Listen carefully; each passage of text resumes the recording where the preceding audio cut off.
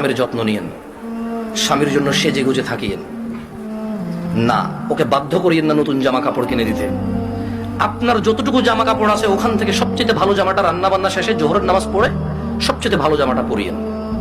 আপনার বাসায় যে অমুক তেল লাগবে তমুক তেল লাগবে চুলে দেওয়ার জন্য ওকে বাধ্য করিয়েন না। যেই তেল আছে, চুলে যদি তেল দেওয়ার অভ্যাস থাকে ওখান থেকে একটু তেল নিয়ে মাথা আছড়াই নিয়েন। আর আপনার উপস্থিত যে জামা কাপড় আছে ওখান থেকে ভালো জামাটা পরিয়েন। স্বামী যখন ঘরে ঢুকবে মুচকি হেসে ওকে সালাম দিয়ে রিসিভ করিয়েন। ও যদি সালাম দিয়ে ঢোকার জ্ঞান রাখে, যোগ্যতা রাখে, অতটুকু ইবাদত করার যদি ওর মন মানসিকতা থাকে তো থাকলো, আর নাহলে আপনি ওকে রিসিভ করেন হাসি মুখে। ও গোসলে যাওয়ার আগে গামছা লুঙ্গিটা টয়লেটে দিয়ে আসিয়ে, গোসল থেকে বের হওয়ার সময় গামছা অথবা তোয়াল্লা প্রয়োজন হলে দিয়েন। এরপর জিজ্ঞেস করিয়েন ভাত কি খাবে এখন নাকি একটু পরে। যদি বলে যে পরে খাবে, কিছুক্ষণ পর আবার জিজ্ঞেস করেন ভাত খাবে কিনা।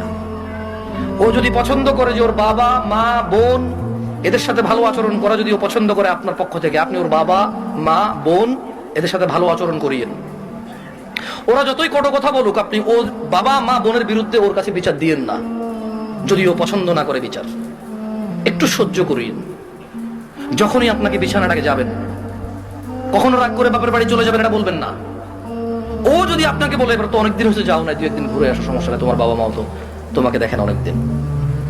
আর বাপের বাড়িতে চলে গেলে 1-2 দিনের মাথায় বলিয়েন চলে আসবো নাকি। ও যদি বলে চলে আসো, তাহলে ও যাবে অথবা আপনার বাবা এসে দিয়ে যাবে, আপনার ভাই এসে দিয়ে যাবে, অভিভাবকের মধ্যে কেউ একজন এসে দিয়ে যাবে আপনাকে। এটা আপনি খেয়াল রাখবেন।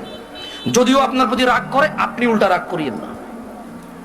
আপনি একটু ইতস্ত হইন, একটু নার্ভাস ফিল করিয়েন। আধা ঘন্টার মধ্যে যদি ও সরি না বলে, আপনি সরি বলে আবার ওর সাথে মিলিত হয়ে যান। আপনার স্বামী যদি বোকা মানুষ হয় তাহলেও ও আপনাকে আস্তে আস্তে পছন্দ করবে ইনশাআল্লাহ।